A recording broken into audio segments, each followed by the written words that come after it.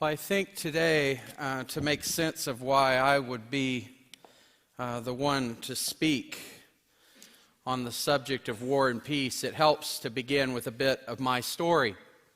So I left the day after high school graduation for Marine Corps boot camp. And I wasn't a Christian at the time. I'd been to church about 12 times in my life the day that I left. But on the first Sunday in boot camp, everyone is required to attend some religious service of their choosing. I didn't know much, but I knew that I was a Protestant, so I went to that Sunday school class, and they told me about John 3:16 and Romans 10:9, and invited me to give my life to God, and I did that day. When I got home from boot camp, I got involved in a local church, an Assemblies of God congregation in Peoria, Illinois, near Peoria. And they were very supportive and never really challenged my participation as a Marine. In fact, it was a very kind of pro-military church. There would Veterans Day, we would stand up and be honored for our service and so forth. And never did I have anyone question my participation as a Marine. When I went to grad school, I took an ethics class in my first semester of grad school. And on the day that we were going to talk about just war and pacifism, I brought my 3-foot by 5-foot Marine Corps flag, and I spread it out on the table before the lecture began.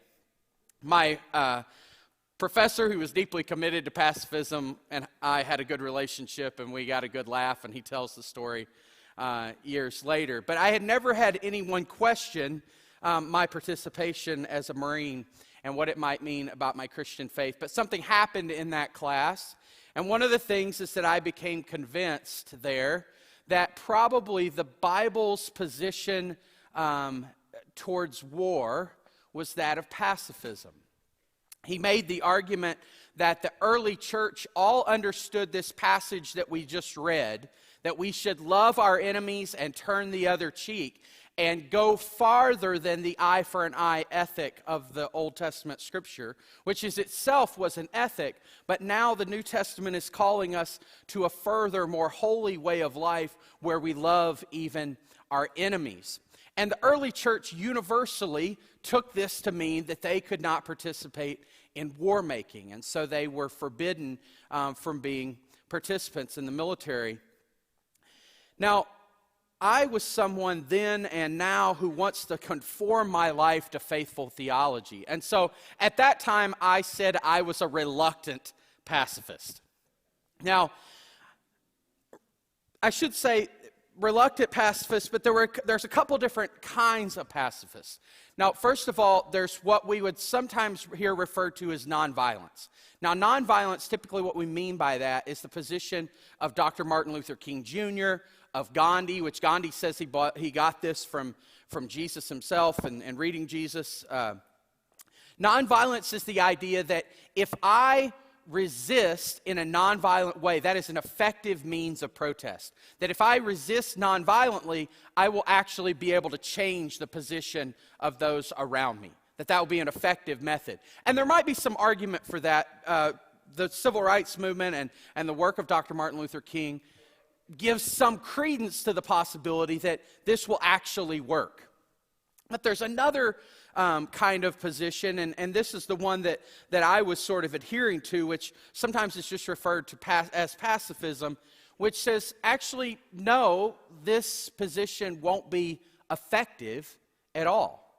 It's not an effective means of ending violence to respond to violence with peace. And in fact, you may require that you die for your beliefs. The image here is one who runs into the conflict and is willing to give their own life for the commitments to proclaim the kingdom of God and the kingdom of peace in that place. A great example would be Shane Claiborne and what has a movement known as the Christian Peacemaker Teams.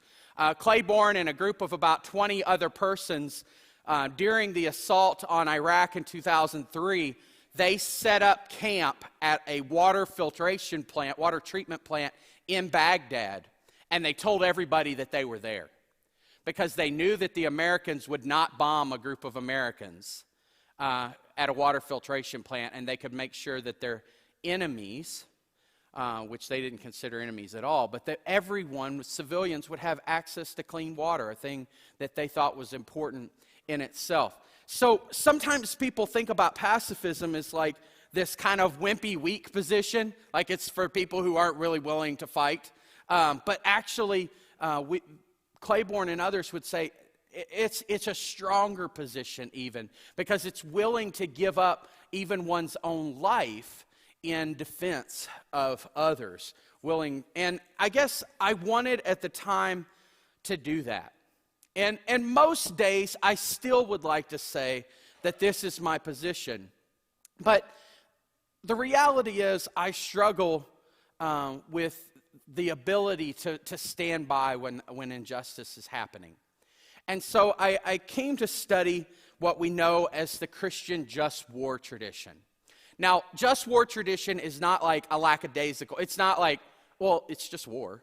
You know, it's not like a sort of lackadaisical position, but rather just war is this disciplined way of thinking about war that puts rules on when you can engage in conflict and how you must engage in conflict once it's started.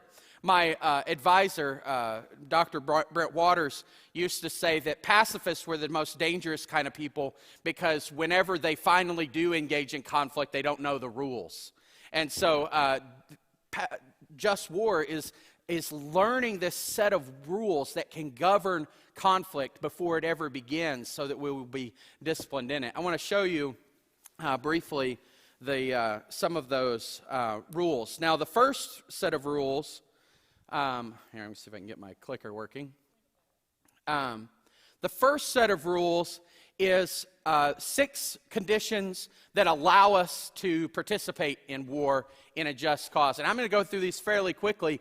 Each of these could be an entire argument in itself and are an entire argument in themselves among scholars. So the first one is that you must have a just cause.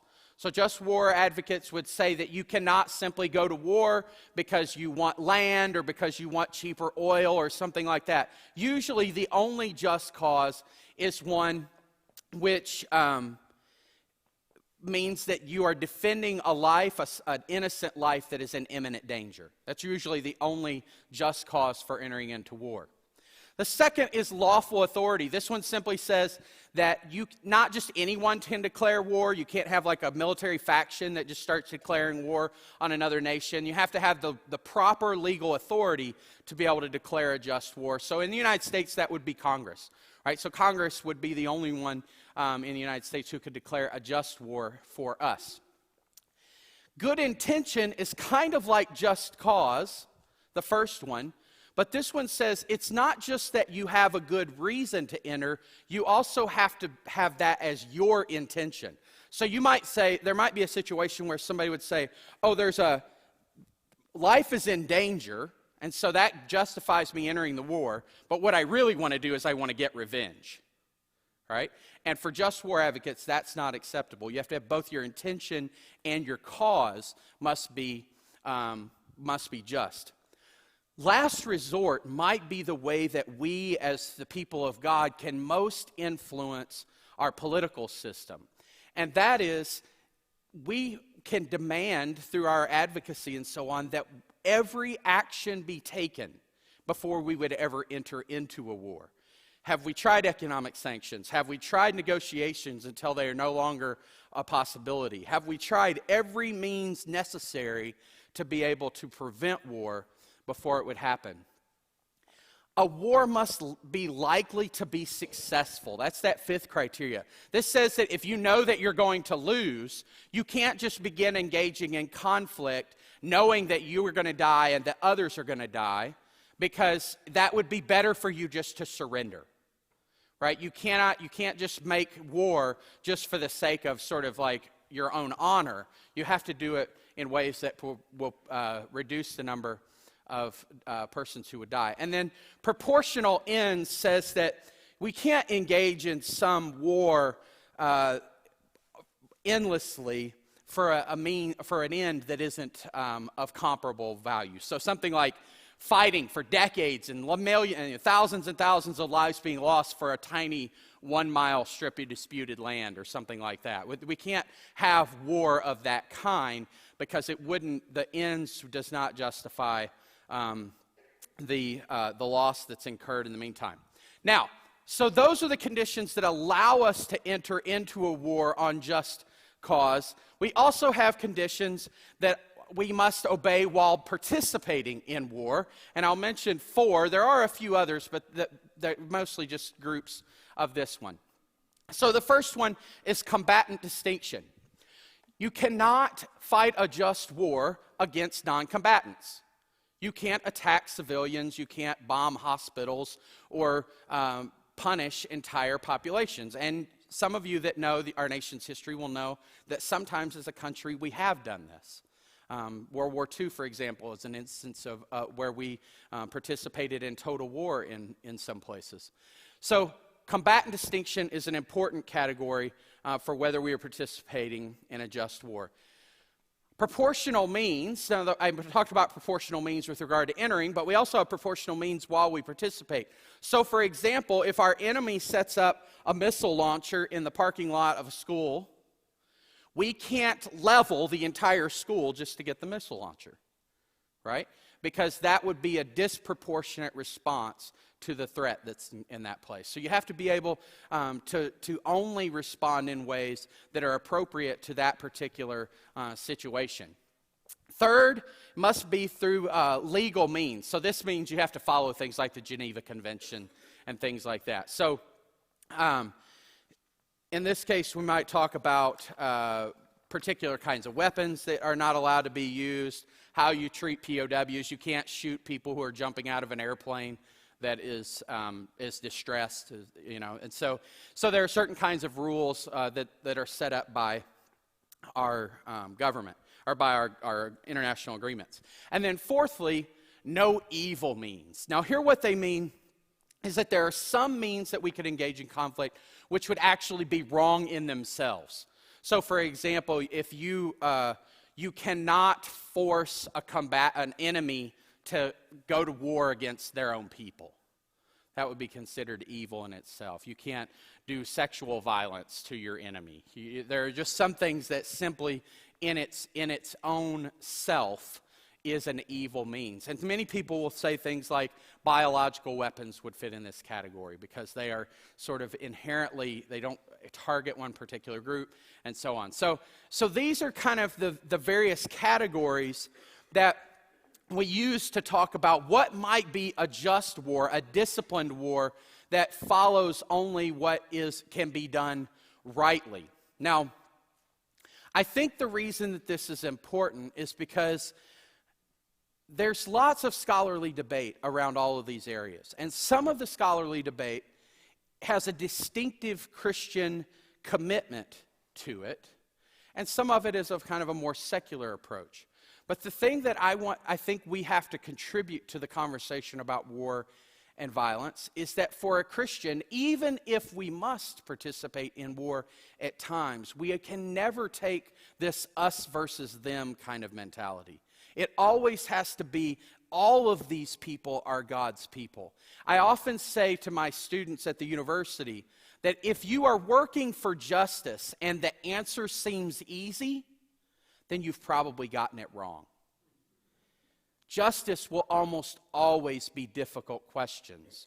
And these questions about our participation in war will just be one category of that. So may our faith help us to see clearly and to reason carefully. So during this series, we are inviting each and every one of you to wrestle with your Christian faith in the midst of the world and all the noise, as Tandy said. And so every week we put on the back of your half sheet ways for you to wrestle with this kind of content and what your faith means in the midst of the world. And so not only will you see biblical verses, but you'll see sources from our United Methodist tradition, from the Book of Discipline, and from church history and church tradition with St. Augustus. or St. Augustine. And so we hope that you will go home and continue to wrestle. These messages are on Facebook and on YouTube each and every week, usually by Monday afternoon. So for those of you who don't know, this is Reverend Dr. Jeremiah Gibbs. He is director of the Lance Ecumenical Center at University of Indianapolis. He's the head chaplain there. His master's and his doctorate were in church history and ethics, but mostly Christian apologetics. He is a guitar enthusiast, and he is an avid, passionate, militant fan of the Tennessee Vols football team. Peacefully. There's no peace when it comes on, just saying. He is father to Dee Gibbs and my husband and partner in life, and so I never get to see him on Sunday, so hey. Hi, what's up? And so Jeremiah Gibbs has invited 3 questions for you to wrestle with. He gave you some of his own learning and testimony in the beginning, and 3 questions. First question: if I don't make the decisions about whether America goes to war, why do Christian approaches to war matter to me, to us? Well, I think it's important that we think carefully about war, in part because, first of all, as a democratic nation, this is one of the ways that we can influence our leaders. Maybe it's one voice speaking to a situation as much as an international conflict or something like that. We may not be able to be heard, but one of the powerful things about being a part of a community like the church is that we can begin to discipline our voices together and let them ring together in ways that call politicians to act in ways that we consider just, in ways that we think will honor God even in our international conflict. Just war happens to be one of those areas where Christianity has been part of the conversation across secular and religious lines throughout the last 1,500 years or so. So this is an area where we have been able to speak truth to political systems. I think the other reason that it's important that we think about this is because some of us may decide to join the military, or maybe our sons and daughters will decide to join the military. And the problem with that is that once you valiantly decide to join the military, you don't get to decide anymore about whether a particular war is just or not. Once you have joined, you have to participate, or else you go to jail. And so if we're going to join with our nation, either through voluntary or potentially a draft at some point, if we're going to join with our country in war making, we need to call them to just wars if we're going to be participants in them. And, Jeremiah continued to be a Marine. My dad was in the Air Force. We have a lot of military. The invitation to you, we're part of a tradition, a faith tradition, that we like reason and involve questions. And so we're all wrestling with that means, particularly when we have long lineage of folks in the military and what it means to be both Christian and involved. Question number 2 is a 2-parter.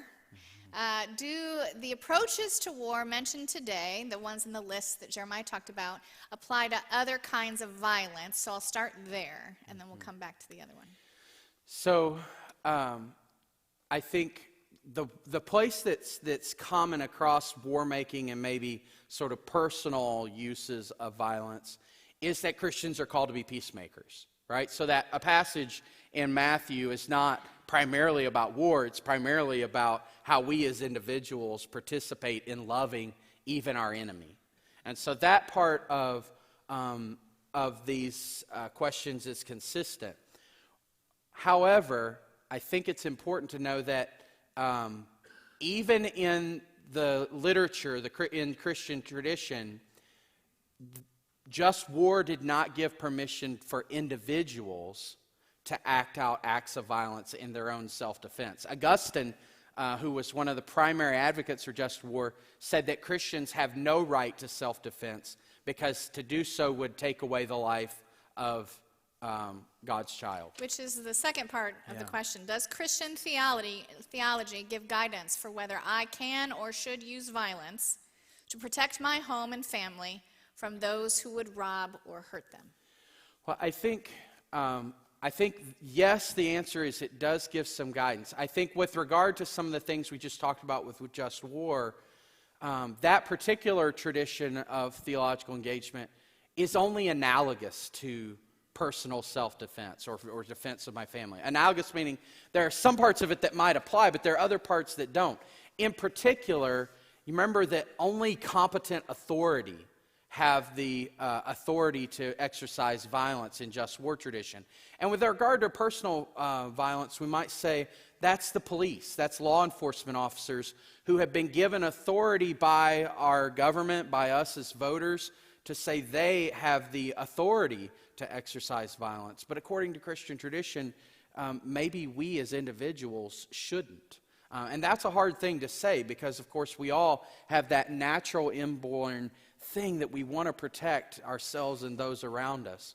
But that would be a place that we all would have to struggle with whether we can participate in that violence as individuals. Last question that you've outlined. What are some ways all of us, we should embody peace and justice in our everyday lives? Well, I think first and foremost is I think whenever we hear responses of violence, whether that's in political debate or whether that's around our neighborhood, we need to be peacemakers first and foremost. We need to ask the question, what does peacemaker do in this particular situation? But I think we can do something that's more proactive than that. That sounds a little bit reactionary. I think the kinds of responses that we took as a church in response to the shooting at Subway recently are a good example of the ways that we can be involved in peacemaking here in our local community. I don't think it's limited to that, but that's certainly one part of it. Another great example in our city would be the 10-Point Coalition, a group that's organized by pastors but involves religious and non-religious persons, going and being in places where violence is suspect and just being a witness and being a presence in those places, willing to put our own lives at risk to be able to call others to nonviolent situations. I think we can begin to think about things like our mentoring programs for at-risk youth. And there's lots of sort of grassroots efforts that we could talk about, ways that we could be advocates for peace in our individual lives. I think even as a congregation, if we were to think about, we as a congregation need to have congregational safety plans. But should our congregational safety plans include violence that could be done to someone, particularly deadly violence that might be able to be done to someone else? And so I think those questions will be the places where our call to be peacemakers will come out most vibrantly. So you've heard today some schools of biblical understanding, some schools of theology, theological thought, and historical Christian tradition. And so you are invited to wrestle in your own faith of what it means to see the world through biblical and Christian faith eyes and to live that intentionally in very real ways. As we conclude this time in this Black History Month, hear these words from Reverend Dr. Martin Luther King Jr. One day, we must come to see that peace is not merely a distant goal we seek, but that it is a means by which we arrive at that goal. We must pursue peaceful ends through peaceful means. And the nonviolent resistor not only refuses to shoot his opponent, he also refuses to hate him. At the center of nonviolence stands the principle of love.